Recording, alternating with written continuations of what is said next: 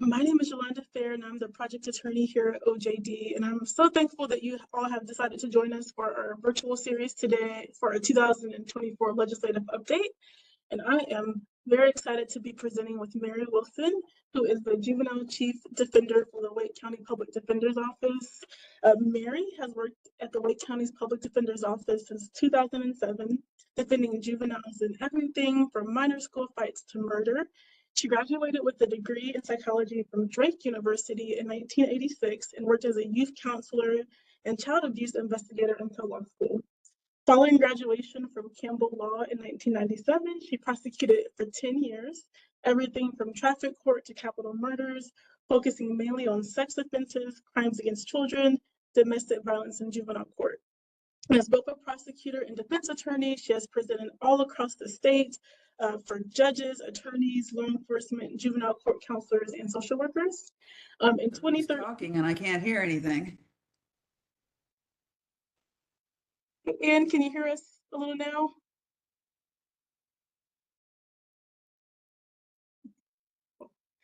Well, Mary, again, in 2013, she became a state certified specialist in juvenile delinquency law, and I think is one of the creators of the specialization. She's one of the first specialists, and also received Women Justice Award in 2013, that same year. I'm just going to make sure that Anne can hear us. Anne, can you hear us?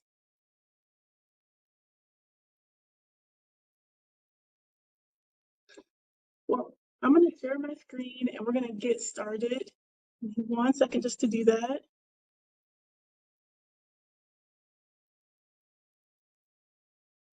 All right. Hopefully you all are seeing us okay, or seeing the legislative update slide okay. All right, well, I'm going to get started. Again, thank you all so much for joining us.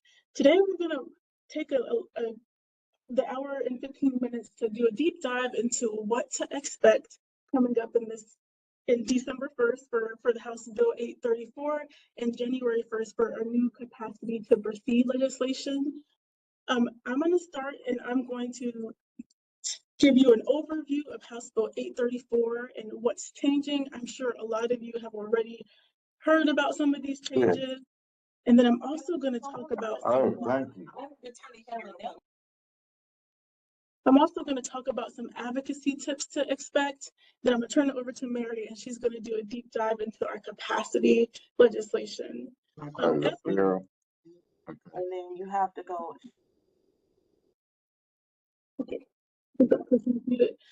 Okay, so we are going to save some time at the end for questions, but please, if you have questions as you go along, please feel free to interject. Mary and I want to make this as interactive as possible and definitely want to hear your questions as we go. But I'm going to start us out with House Bill 834, and there it is up on the screen. It's also called Session Law 2024-17, and it is what we have, as you all again know, has kind of started this rollback to raise the age. So a very quick breakdown of what we'll be going over today. Now, 16 and 17-year-olds are charged with Class A through E felonies are now going to be in the original jurisdiction of adult criminal court. We will talk about this a little bit more on the next slide, but that is the big, probably, thing that everyone has been hearing and talking about. Those 16 and 17-year-olds that were just recently put into juvenile court jurisdiction in 2019 are now being taken out of juvenile court jurisdiction when they're charged with A through E felonies. There is also now a new removal procedure created to allow those cases to be sent down to be sent down to juvenile court. We'll talk about what that looks like. There's also a new remand procedure added for 13, 14, and 15-year-olds who are transferred up to adult court. Tighter indictment rules for those indictment return hearings. PC hearings for mandatory transfer cases are now going to be held within 90 days of the first appearance. We'll review some of the secure custody hearings and their rule changes. There's a section on notification of schools for certain petitions filed that we'll talk about. And there are some changes to restitution and joint and severable responsibility for those kids who have to pay back restitution in their cases. And finally, we'll also talk about when prosecutors are able to review complaints, the timeline for that changed, and there's also a new waiver portion added to that section. So again, the big changes. 16 and 17-year-olds charged with A3E felonies are now in the original jurisdiction of adult criminal court. That practically means they will start in adult court. If you have a 16-year-old charged with a Class C felony, they're going to go through the process just like an adult would. They may get arrested on a warrant. They will go in front of before the magistrate. They may have a bond set by a district court judge. You'll have normal bond hearings. It will just be just like it is for an adult for those charges now. However, there is some light because there is a new removal procedure that was created, and that procedure works very similar to a remand that we currently have, that upon agreement of the prosecutor and the defense attorney, the case can be sent to juvenile court and handled there. If it is removed from juvenile court to juvenile court, a superior court judge has the ability to place the youth in secure custody, and then there's that automatic expunction of the superior court record. And so again, this is probably the biggest change that we're all talking about because it is in effect a rollback of raise the age. But I hope that we'll be able to utilize the removal procedure. I'll talk a little bit later when we talk about some tips on what things you can do to hopefully convince a prosecutor to use this new procedure when we get to the advocacy tips section. So for 16 and 17-year-olds, this is just a little graphic that we made. For the original criminal court jurisdiction, it's going to be A through E felonies and all Chapter 20 offenses. That part has not changed since Raise the Age went into effect. Chapter 20 offenses, most of the motor vehicle offenses that fit under there were in adult court anyway, but just a good reminder. And then for juvenile court jurisdiction for 16 and 17-year-olds, it's going to be all F through I felonies, so all other felonies and all misdemeanors that are non-Chapter 20. So we will send this PowerPoint out after the presentation, so you'll have this handy. So for those cases that start in juvenile court and are still in the original jurisdiction of juvenile court, those F through G felonies are still subject to mandatory transfer. So for those cases, remember that transfer occurs either after indictment or a PC hearing. For those H and I felonies, those are still subject to discretionary transfer, and transfer for those cases only can occur after a PC hearing and transfer hearing. So in effect, nothing has really changed for these felonies, but you do have kind of two felonies that fit under mandatory transfer and two classes of felonies that fit under discretionary transfer now for these 16 and 17-year-olds. Prosecutors still have discretion and can decide to keep those F and G felonies in juvenile court though. And so just remember that we can still try to convince them to keep those F and Gs in juvenile court, and then H and Is are discretionary anyway. So these cases do not have to go to adult court because there is that discretion. So I'm gonna stop there just for a minute because I know it's a lot of information. Are there any questions just yet?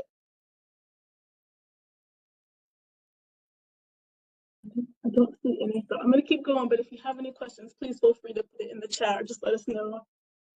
So one of the things that also changed with this new law, this new bill, is the process for the indictment return hearings. It essentially became formalized in this new legislation. And so we as defenders were, arguing different constitutional we were making different constitutional arguments at these indictment return hearings. Sometimes we were challenging capacity. And I think that other court actors didn't want that to happen in some respects. And so they kind of tightened the language of what this would be. And so all of this indictment return hearing now is meant to be is to determine if there was proper notice provided when the case is transferred. So the statute just says that after indictment is returned, the case must be calendared in juvenile court within 5 days. And then at the hearing, the court determines if there was notice provided only, and then the case is transferred. After the indictment return hearing, the case proceeds as normal. The judge will still set those conditions of release, and then the case will get transferred. but there isn't really room to challenge much at this new indictment return hearing. I do think I saw something that popped up in the chat, but I can't get to the chat. Yolanda, David Andrews asked, was there any hearing requirement after the return of an indictment prior to this new session law?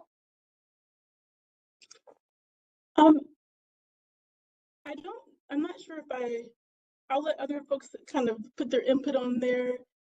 I think the answer is I think that one of the reasons why this statute was made and why they wrote like this, because it was kind of unclear.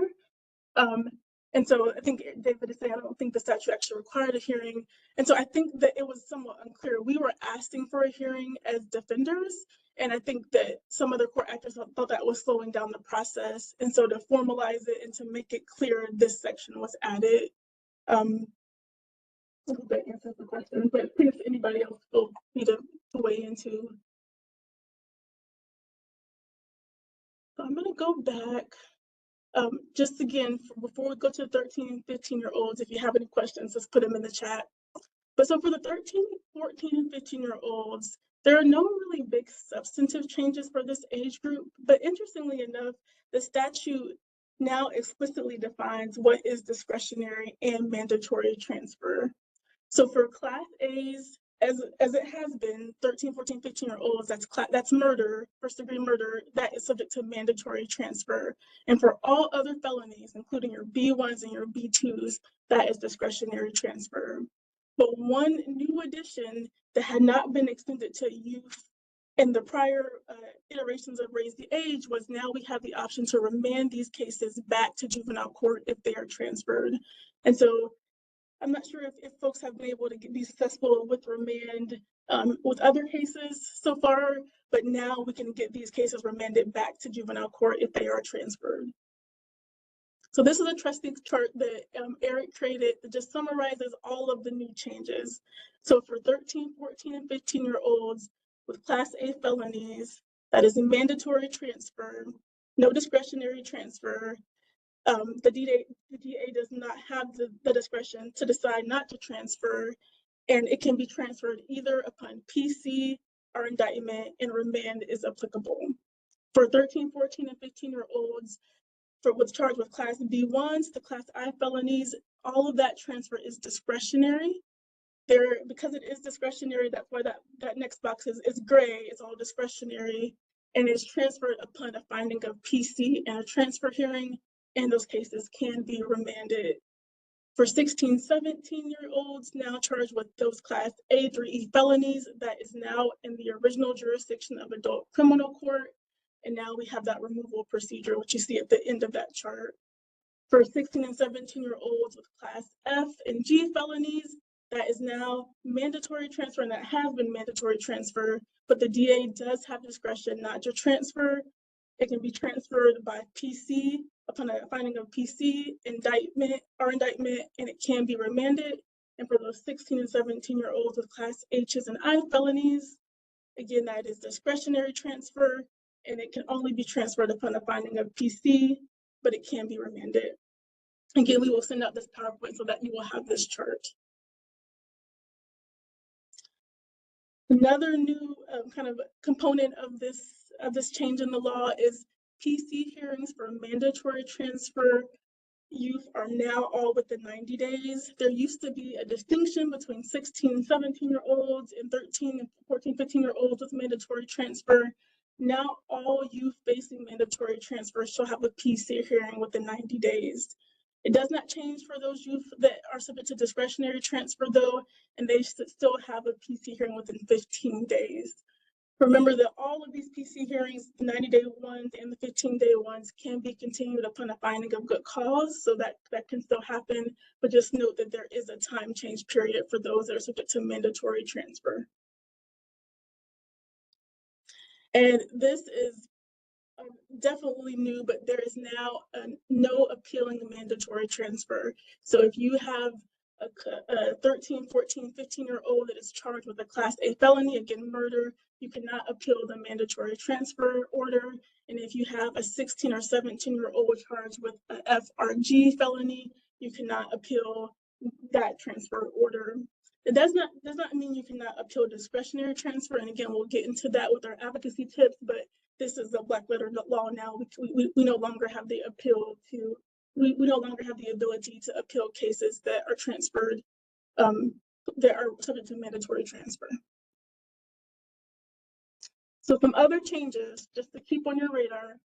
So secure custody hearings, which up until December 1st, 2024, usually for the most part, were held every 10 days. That window, that time period now has changed to 30 days for all offenses and all youth. So secure custody hearings will now be every 30 days unless requested by any party, and then it shall be every 10 days. Restitution may be joint and severable, but is not required. The statute now says it may be instead of it shall be. And so just something to think about if you think your client should not have their case be joint and severable with another youth or even an adult co-defendant. A prosecutor now can review a complaint after 10 days or waive that 10-day time period. So when a complaint is received, they have 10 days to review it and decide if it should go to court or not. There are now no automatic expulsions for students charged with Class A through E offenses. And so I think that the law, this was essentially the law before it was codified, but now we have something to rely on because it's explicit in the statute. If you have a kid that's charged with an A through E felony, a school can expel them, but they don't have to. And so we can show them this new language to hopefully keep them in school. And then now there are punishment increases for adults who solicit minors to commit criminal offenses. Adults now are punished the same as the minor that they solicit. So if you have an adult that solicits a minor to commit a Class H felony, that adult will also receive a Class H felony if they are convicted. I think that this was added because there were definitely concerns that youth were getting in trouble with adults and also with cases that involve gangs, that an older kid, an older 25-year-old, older young adult, or even older than that, were getting kids involved because they thought the juvenile justice system punishment wouldn't be as hard. So that's what that addition was made to address. So again, these are the big black letter law changes. Before I go into the advocacy tips, I'm just checking to see if I have any questions. I don't think so. Okay, so what are some of the things we can do to address all of these changes? I'm going to start with the removal provision. So the 16, 17-year-olds that are now starting in adult court, it requires the joint motion of the prosecutor and the defense attorney. And I'm optimistic that we will hopefully be able to see some of these, but we know that it's going to be an uphill battle to convince folks to send these cases down, especially when they start there. Just remember that there is no time period specified in the statute. So these cases can be removed anytime before the adult case is handled. So our advice is to investigate. If the client is not in custody, have them participate in services, activities to help their case.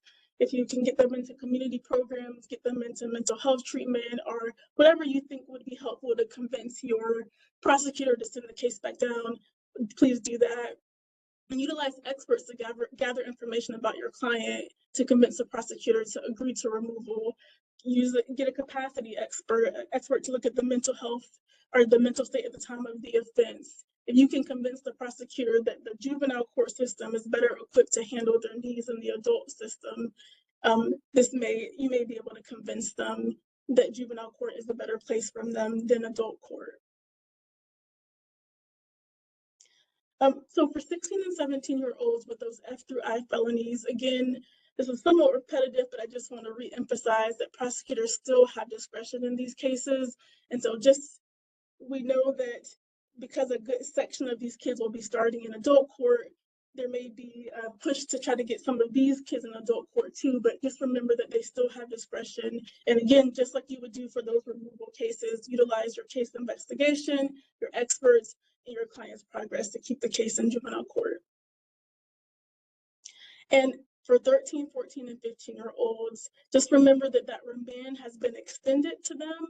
And so if you have a 14 or 15-year-old who gets transferred, say, on a common law robbery or a robbery with dangerous weapon, if you can help them get into some programs, or if there's a lack of evidence in their case or anything that you think would help them get sent back down to juvenile court, please do, and please try to figure out ways to convince those prosecutors to think that, to remember that juvenile court may be a better place to handle these kids' needs. So for the secure custody hearings, again, they will now be held within 30 days of the initial hearing unless you or another party request it. And the statute says that the hearing shall be held within 10 days of that request. And so I would just emphasize that shall language.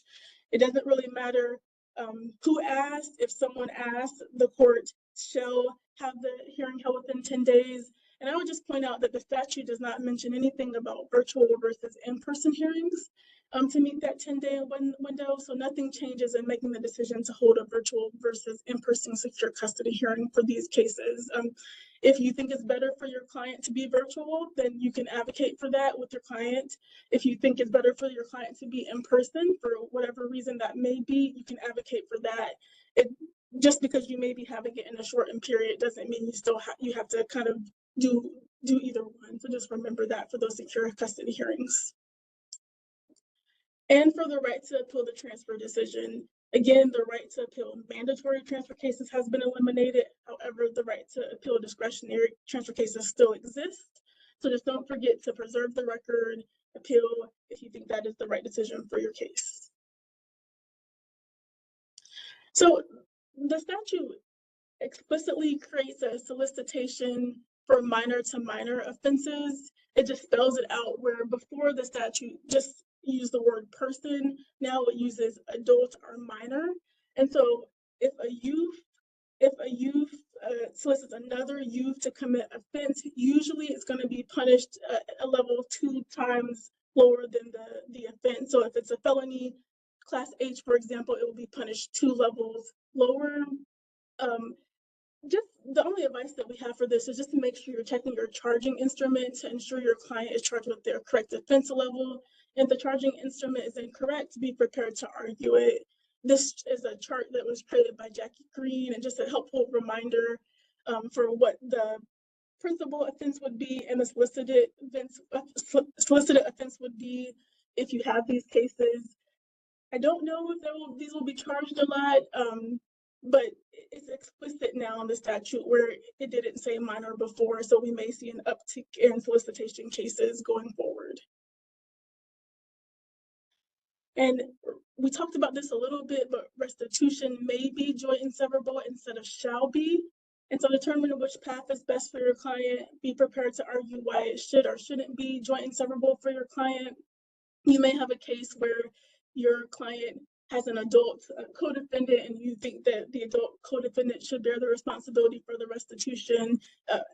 You could have a situation where, you know, I'm not sure if we'll see this, but for some reason you think your client should bear the responsibility for it. Either way, just know that that language has changed and you can argue that it shouldn't be joint and severable for your client. So that is it for me. I'm going to stop just to see if any questions have come through. I don't think so, so I'm going to pass it over to Mary. She's going to talk about capacity to proceed.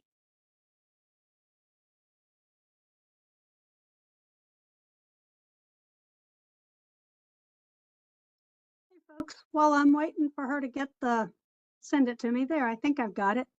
This bill was several years in the making. It grew out of the Raise the Age Juvenile Jurisdiction Advisory Committee, where a bunch of people began to realize that kids are treated the same way as adults, even though they have no clue what's going on just because of their age. I want to give a huge shout out to Peter Coons. I don't know if y'all know him, but if you don't, get to know him if you're doing a capacity, well, really if you're doing a transfer hearing. He is the director of all clinical services for the Division of Juvenile Justice, and he is an amazing psychologist who truly loves kids.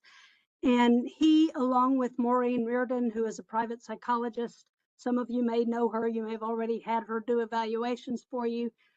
These two wonderful psychologists love kids, and they fought long and hard. For I'm thinking it took us about 3 or 4 years to finally get this drafted, get it passed, and get it, and fight the Conference of DAs. I stood quietly in the back because people don't like to hear from defense attorneys. And if we open our mouth, they think we're trying to get something over on the state. So I stood in the back. I did the drafting and the research, but Peter and Maureen fought really hard with the Conference of DAs and even with the General Assembly to get this law passed. And it will help kids. I'm trying to get it so it'll switch. Okay, however it's been sent to me. There, okay.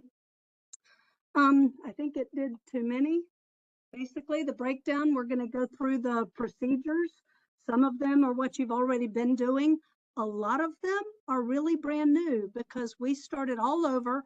We researched the few states that actually have a different capacity to stand trial for juveniles and tried to craft the best thing we could that helps you kids. I'm going to talk about the who, what, when, where, why of all the procedures as we go through the law. If it will forward. Okay. Why is it not going forward? Yeah, I'm gonna There. re-forward. Okay. It's working. It's just my computer's that slow. The scope of capacity is when you're actually first getting involved in deciding whether your kid can. It used to be under 15A. Now we have our own thing. 2401 used to say, if you question capacity, you look at the 15A adult procedures, the first few ones of those. We have carefully crafted this to protect kid the best we can. No kid may be transferred, adjudicated, have a disposition, or even have their probation violation heard and a new disposition if the state doesn't show that they are competent to stand trial. And what those of you who do adult court know, it's by reason of mental disorder or disability. We added all of the things besides just the kid's age. Intellectual disability, neurological disorder. We talked about TBIs because we had some kids that have that. And so we wanted to specify that if a kid has a TBI, that may make them incompetent, even if they don't have a mental disorder. But the main thing we focused on was developmental immaturity. It is actually defined in the statute in 2401.1. That is so that juvenile adolescent psychologists can be the ones making this call, not other people that deal with adults. And the last part of it is the ability to understand nature and object of the proceedings. That's all still the same. So all of the prior Dusky law still applies.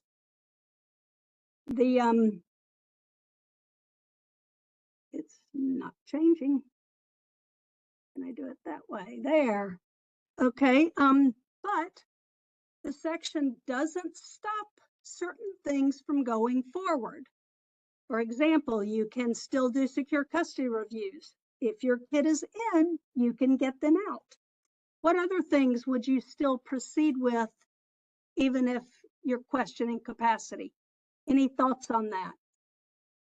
Y'all feel free to jump in. I'm very informal. I don't see anything in the chat. Several things that I have done while I'm waiting for capacity evaluations to come back are things that the kid needs regarding placement. I've had a kid who was in a long-term PRTF, and I brought back it for hearing to make sure that the DJJ and the court counselors were doing their part in terms of making sure the kid got their meds. I have had a kid who was autistic and went to live with grandma. I came back and got guardianship switched to grandma. Those kind of things that your kid doesn't really need to help you with, you can still proceed even when you're questioning. The big one is ex parte motions. You can still get ex parte motions to get funding to get your own investigator, to investigate the crime, to get your own psychologist and do your own evaluation.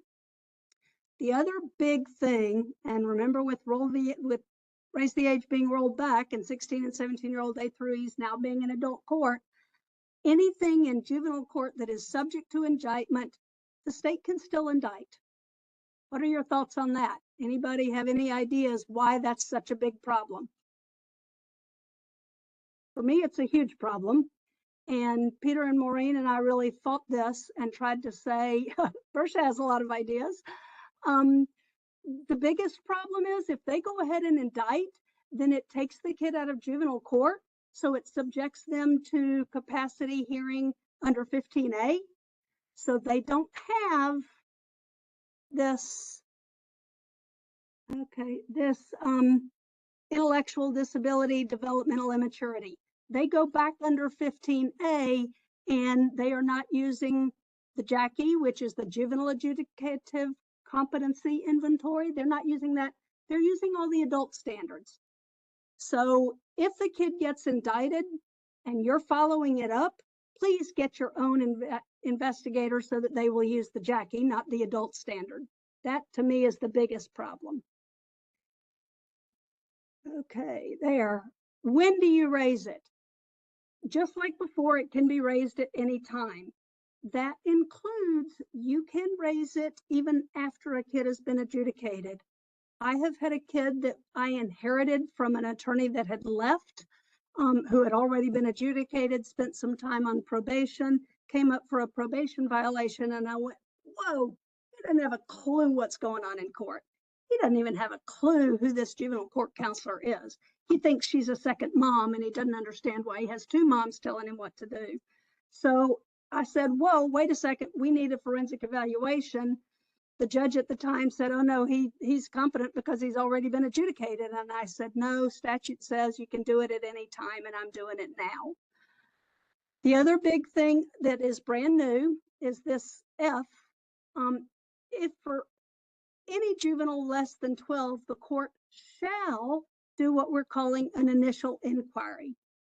This was hard fought by Peter and Maureen because they had real concerns over when we were raising the minimum age. They wanted it to be 12, not 10. The compromise with the Conference of DAs is that we would ask the court to ask people, hey, anybody under 12, are they competent to stand trial, so that it's at least brought up. This is brand new. Nobody knows how it's going to play out. There's no AOC form saying, is there initial inquiry?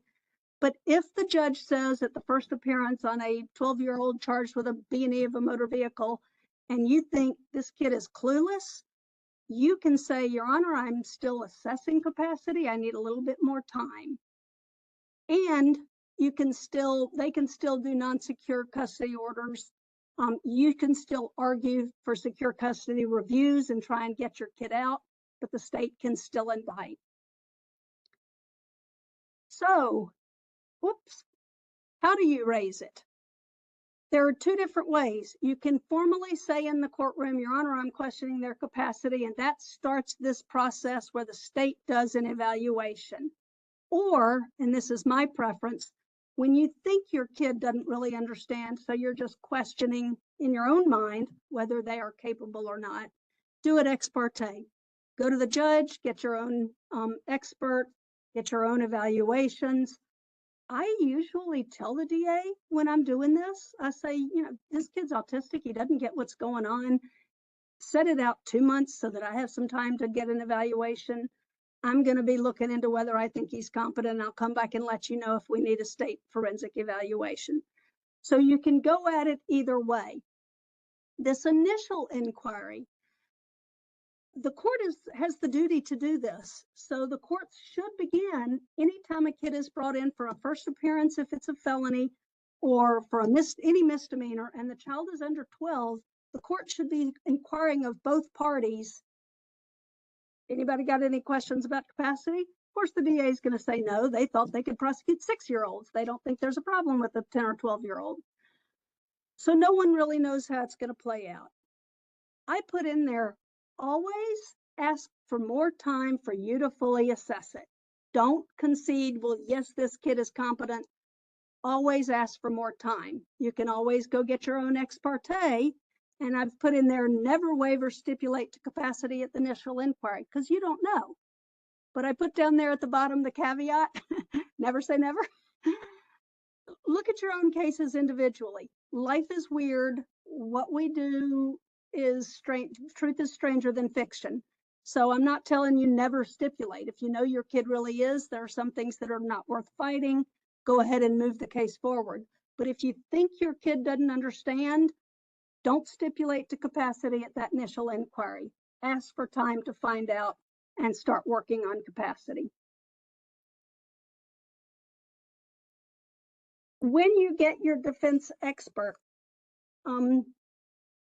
if you're questioning capacity at the very beginning, I look at it at the very first meeting with my kid. I explain the overview of what court is like. And if the kid's sitting there with a deer in the headlights and has no clue why he's there, I'm already questioning in the back of my mind, do I need to get my own expert?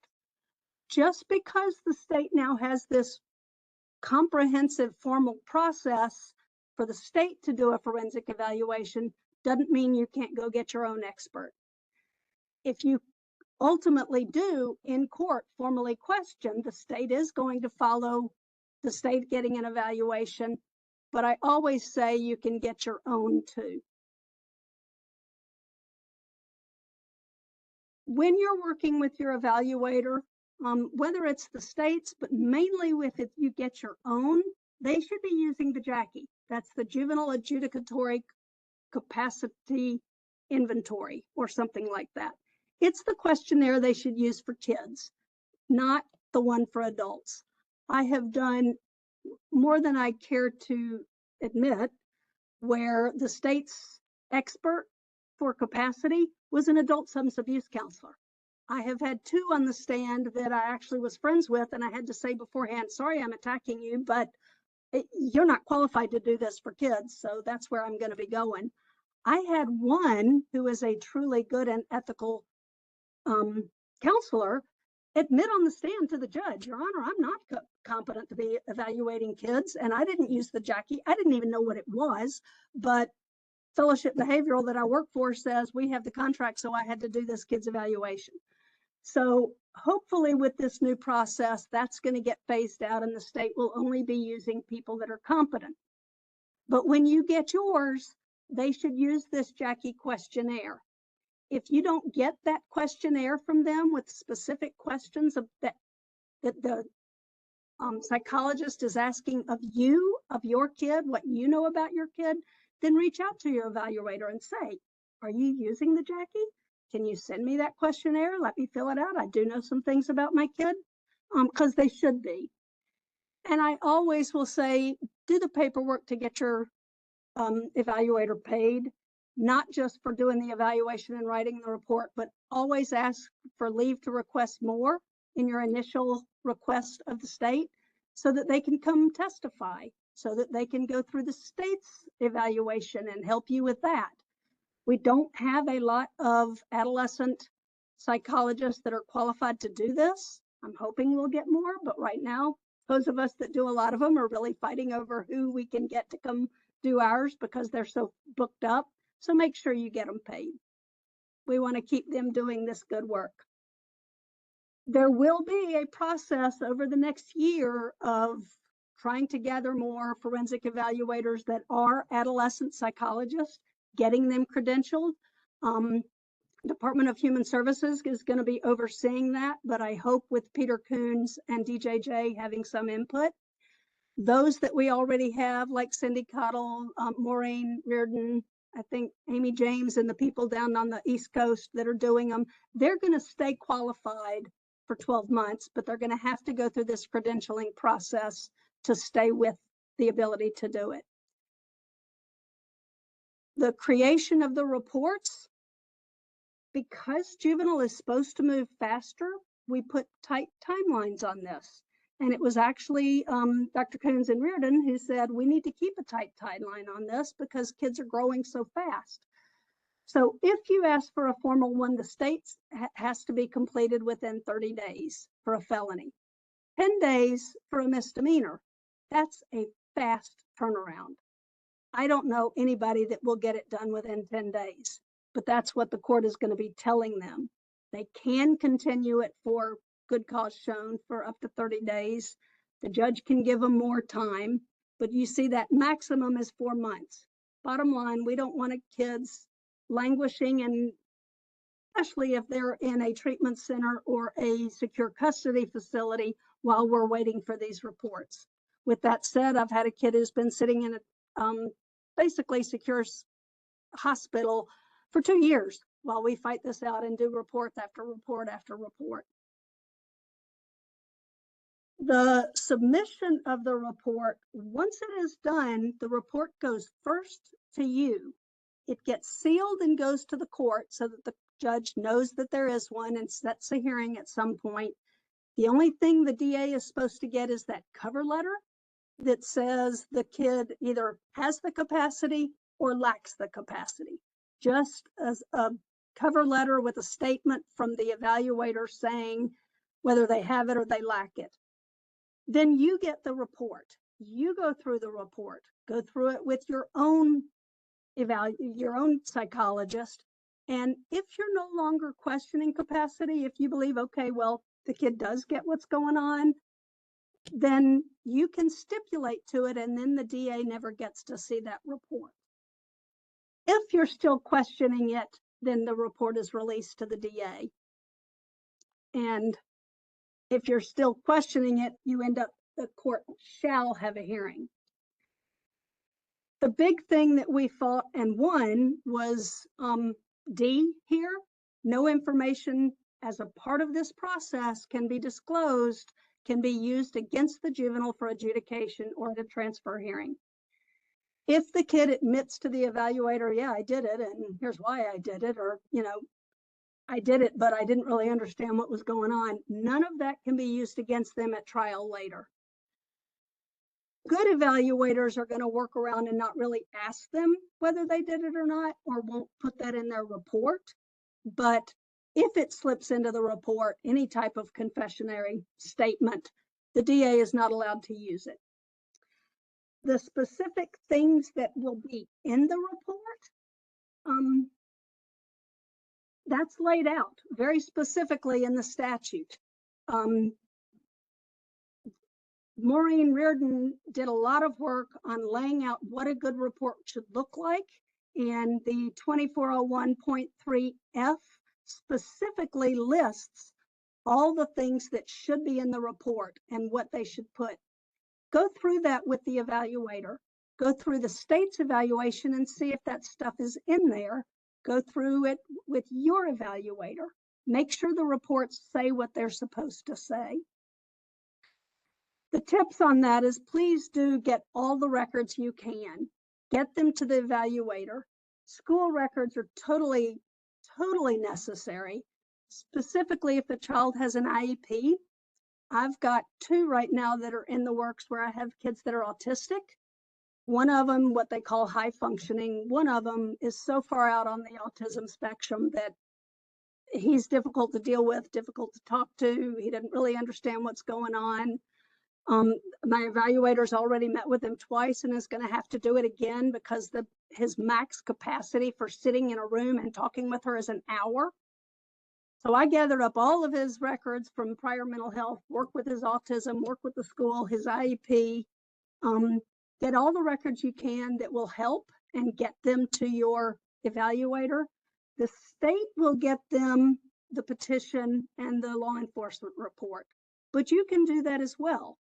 I have gotten a law enforcement report to my evaluator because I wanted to put my spin on it and say, see, this kid was just going along with others. Yes, it's an armed robbery. It looks bad. A gun was used, but my kid was hanging in the back and afraid of all the other kids there.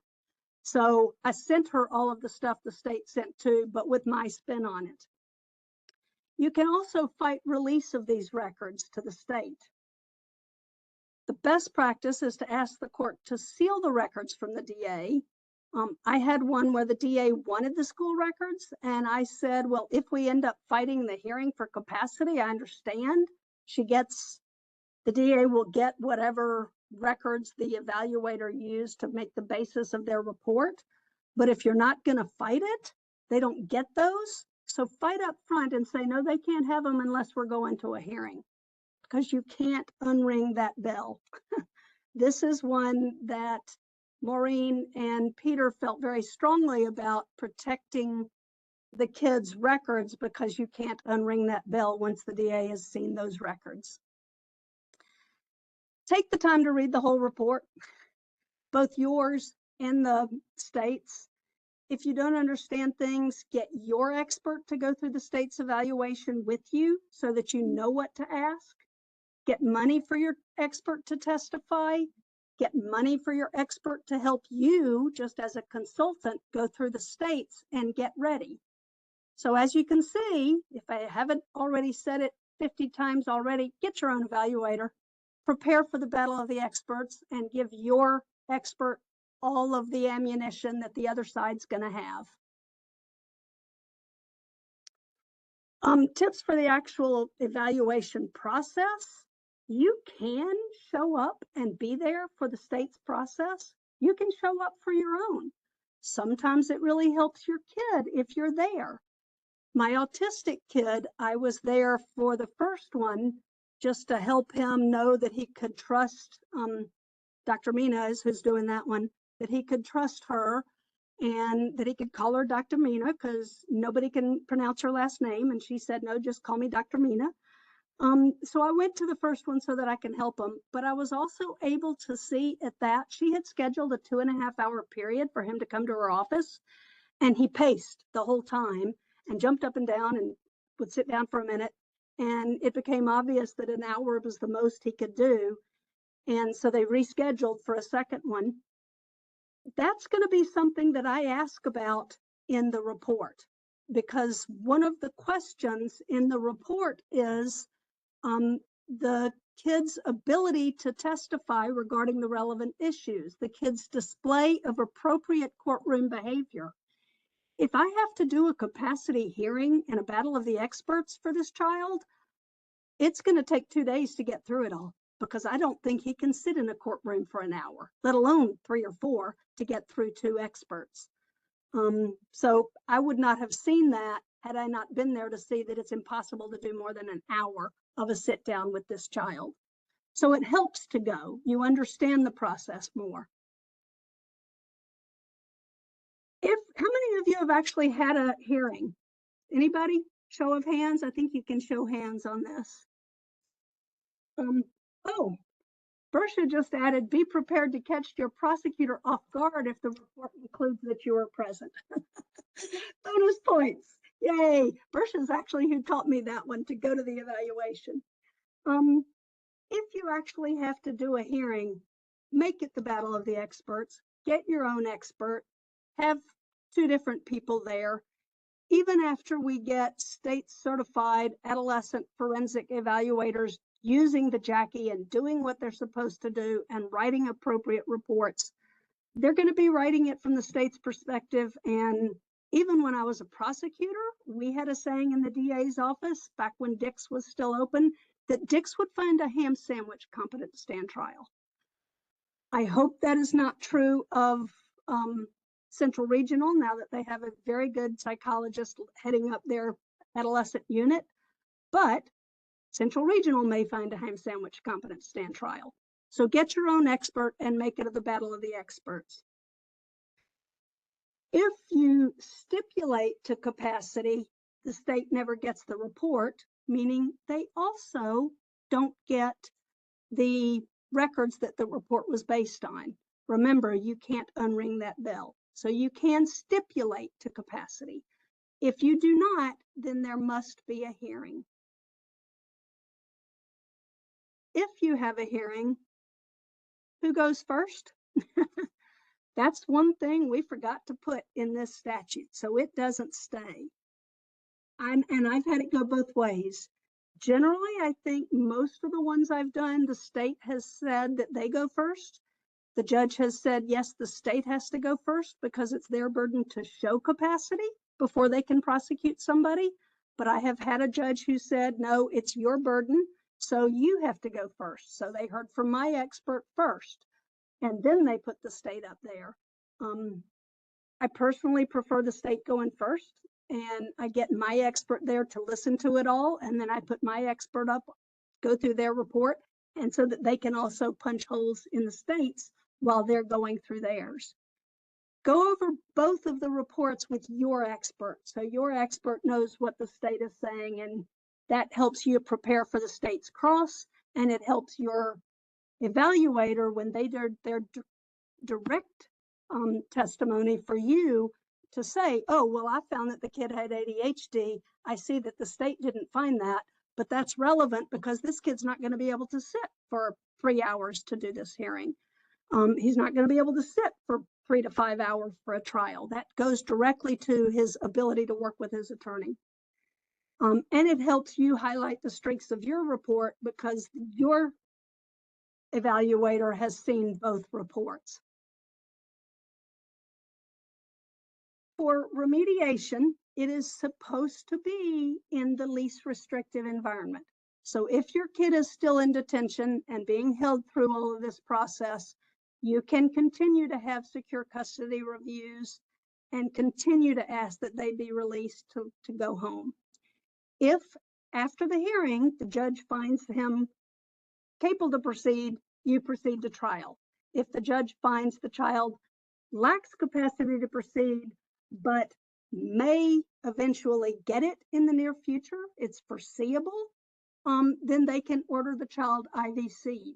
Then you go under 122C, which is the statute for how this child is IVC'd. If that happens, and I have had that happen with one of them, call the Office of Special Counsel, talk with them because they will be representing the child under the 122C at Central Regional. Talk with them and give them your information and good information to help them. And I'm not saying to fight that the child be remediated, but to help them do it in such a way that the child is actually learning something, is learning about the court process. See real loud and clear that the purpose of remediation is to teach them about the court process and to make them competent to stand trial. It is not to fix all mental health issues. This is one that Maureen Reardon wanted specifically put in there, and she wants us to be holding the remediation programs accountable to not try to fix everything about this kid. All we're really doing is trying to say that this kid now understands the court process and can proceed with the hearings. Remediation has time limits. This is another one that was really hard fought out, and I feel like the Conference of DAs won. For any of the top offenses, A's and B's, and I think some C's because it's also sex offenses, they have up to 36 months to keep trying to make this child competent. For the B through E felonies, they have 12 months, but they have a 12 months extension. So essentially they have 24 months to keep trying to get your kid to understand the court process so they can prosecute him. For the lower ones and for the misdemeanors, they have 6 months with a 6-month extension. So essentially they have 12 months to keep trying to remediate to make your child understand the process. All of this time limit is the sooner of 36 months or the maximum jurisdiction by 1601. For example, if the kid is 15 at the time and charged with a misdemeanor, he could only be on for 2 years. So even if he was put on probation, jurisdiction would end in 2 years. So say jurisdiction is going to end, it's the sooner of the 12 months. So it's not all the way to the end of 1601. It's only for 12 months. If after a year they haven't made him competent, the state has to dismiss. Hey, Mary, can I ask a Yes. quick question before you get too far past Yes. the remediation you were talking about? They can only address sort of like only what it takes to remediate the child to be able to understand court. Does that extend to, or what is the overlap with if the child has some kind of big thing going on that keeps them from being able to participate? Like if they have PTSD and they're shutting down, or they have ADD and they can't, or ADHD and they can't sit still for more than 30 seconds, these bigger issues that keep them from being able to participate in court or with their counsel. How does that work? According to Maureen, what it's supposed to be is the court is supposed to try and make them competent by fixing the underlying mental health issues such that they are now competent. So if he has ADD, for example, ADHD, is he properly medicated so that he could sit through a 5-hour trial? Is he now competent to sit through the 5-hour trial? Obviously, you're not going to fix his ADHD. He's not going to be no longer ADHD. He's not going to be no longer have PTSD or have anxiety issues that create his inability to sit there in the courtroom. Her main purpose of saying that is because she wanted them, and I'll get to that in a minute, in the summary reports that they send back to say whether the kid is competent, she wants them sticking into whether they're competent, not going in depth into the summary of their mental health issues and their PTSD. And if this child was raped by her father and has all kinds of PTSD issues about that, that shouldn't become part of the judge talking and bringing it up again at each remediation review hearing, which are going to be at 90-day intervals. So the whole purpose of remediation is to teach them how to sit still in court, how court works, and to assist you. If their mental health issue is not fixed to the point where they can't assist you, then they're not competent. Does that make sense? So you're not going to be able to make them no longer have mental health issues. The focus is, does this mental health issue, the anxiety or the ADD, still make them not able to assist with their attorney? Yeah, that definitely makes sense. And Terry put a question in there, and just let us know if you're already going to get to this. She said, is there any information on how expensive the authority is to require specific medications for remediation? No, we didn't get into that. And I think part of that is because Maureen knows that there are constitutional ways we can fight forcing medication. So we didn't put in there that the state could make them take their medication. So it's not in there, but we did talk about it. Again, with the remediation, the reason it's important to look at that, the purpose is just for remediation, is the court has to, the remediation program has to provide a report back to the court every 90 days. That remediation is a summary just of their participation, their attendance. Are they participating? Are they attending? Are they tending to get it? Are they engaging? Or, as Bersha and I know, one kid who shuts down and doesn't talk to anybody anymore. That kind of stuff, that lack of participation, could be in the report. But this report is supposed to be just a summary. It is not supposed to go into all of the mental health issues behind. If the child has PTSD because of repeated rapes as a young child, that stuff should not be in the report. What should be in the report is that this juvenile has been participating, they have been showing up at, and attending to each session, and either the juvenile now is now capable of proceeding because we fixed or we have medicated and remediated the underlying mental health issue such that the child now can assist their attorney. They know who the players in the courtroom are. They know how to weigh evidence and make a decision, those kind of things. At that review hearing, the court has to, once the report comes back in 90 days, the court's got 30 days to put it on and review the process in court. The court can consider any other evidence. Juvenile can be heard. I think later listed, the court can actually ask for more evaluations. I have had one where we came back, it wasn't under remediation because it's not under this yet, but the court had found the child incompetent, but didn't want to fully make a ruling until they got a psychosocial evaluation. So the court himself sent them back for further evaluations. Under this new law, that is still possible because they can, at that 30-day review, say, okay, now I need a psychoeducational evaluation and send you back for one more. They then reassess the capacity. If the child has capacity, they can set it on for trial. If the child still needs remediation, then they come back 90 days later.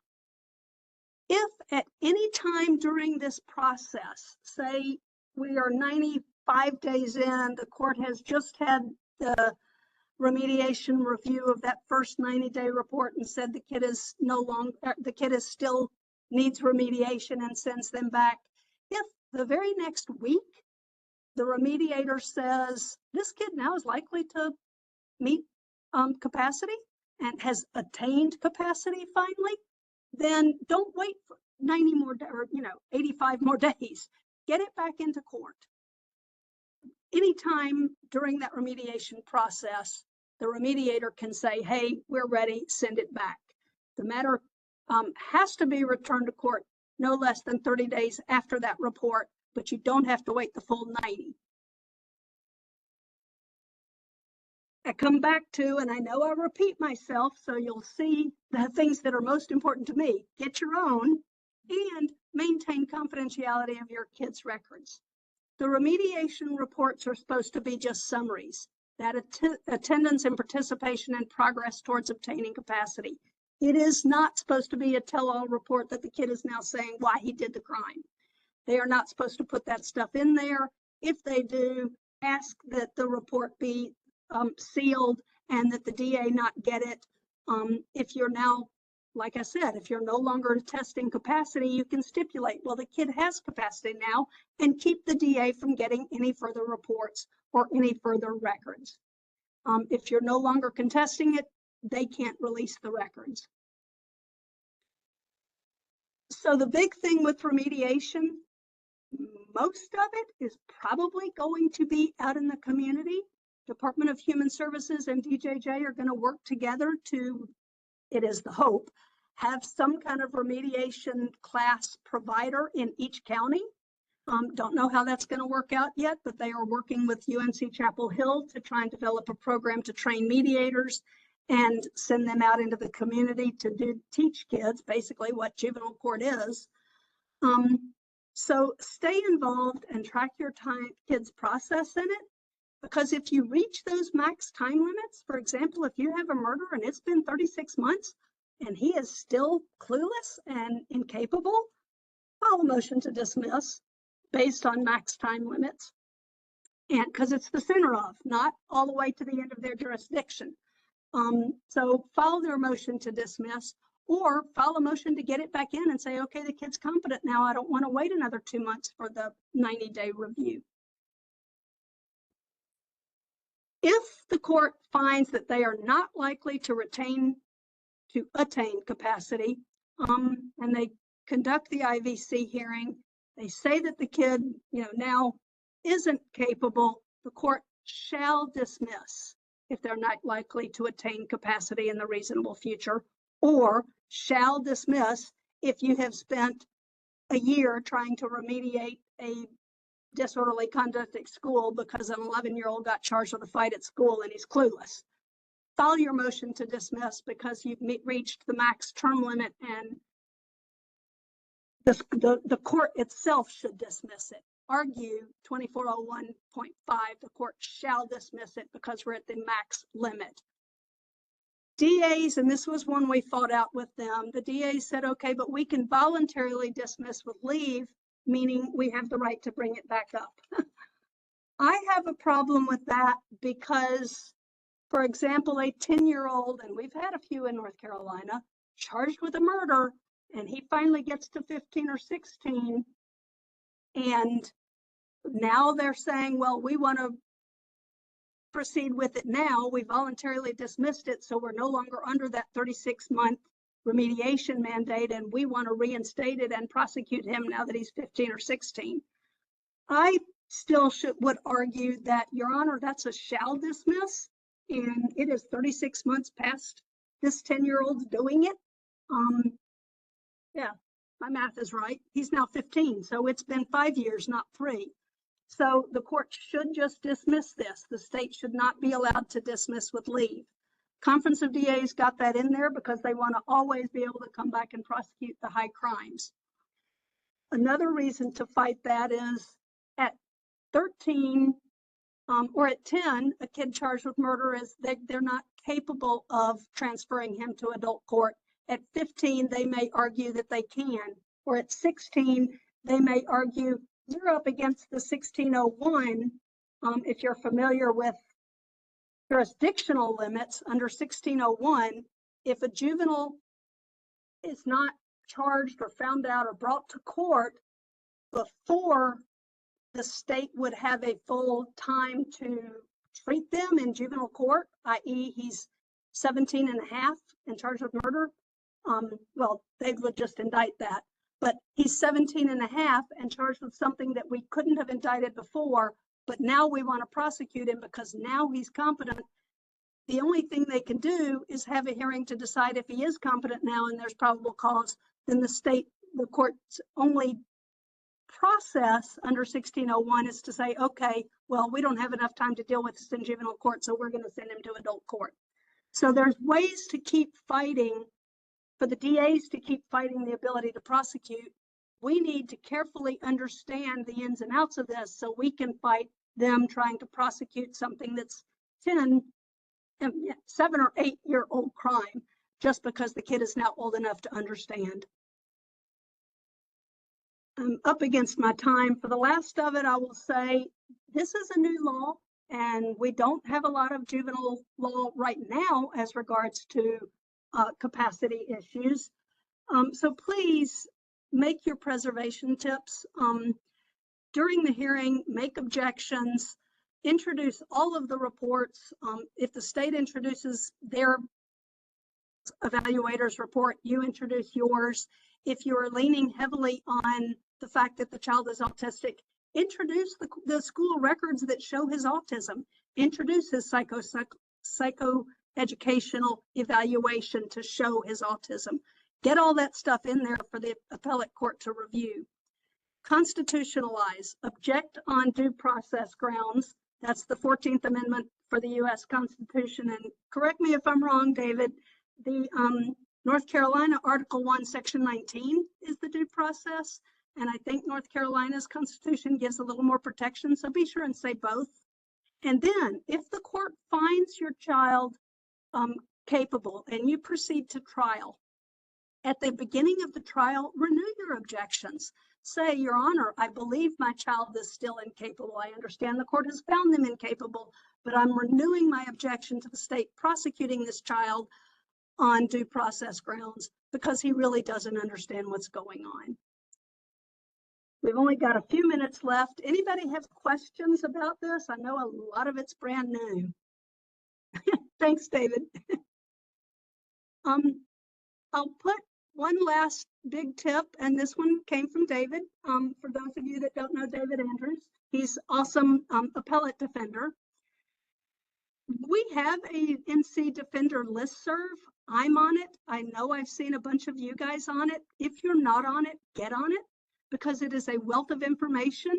As we go through this new law, and some of us are doing these brand new hearings under this new law, we have questions, but we also have the ability to help each other through it. So please get on the North Carolina Juvenile Defender listserv. I'm not tech savvy enough to tell you how to do that, but the Office of Juvenile Defender is. So with that, I'm going to send everything back to you, Yolanda. Thank you for letting me present. Thank you guys for what you do, and please go out there and fight for your kids. Thank you so much, Mary. Thank you so much for just everything. I think that was super helpful. And I'll just plug what Mary was saying. If you do want to join the Juvenile Defender listserv, please contact Nani Suarez. I put her email in the slide, and she can get you hooked up to our listserv. And like Mary was saying, please ask questions. You'll get great feedback from defenders really all throughout the state. I did see that somebody had a hand raised up. Maybe it was Richard Keeper. Sorry, I was trying to clap. Thank you. Okay, thank you. And then this is a slide that just plugs where to find our office. This is our website. You can find us on Instagram, on Facebook, and on LinkedIn. And then I will put the last slide up. This is Mary's contact information and my contact information if you have any questions. Thank you so much for attending on your Friday afternoon. We hope that this was helpful. If you have any questions, we'll stick around for a little bit, but please feel free to send us any emails or give us a call. Thank you all so much for coming.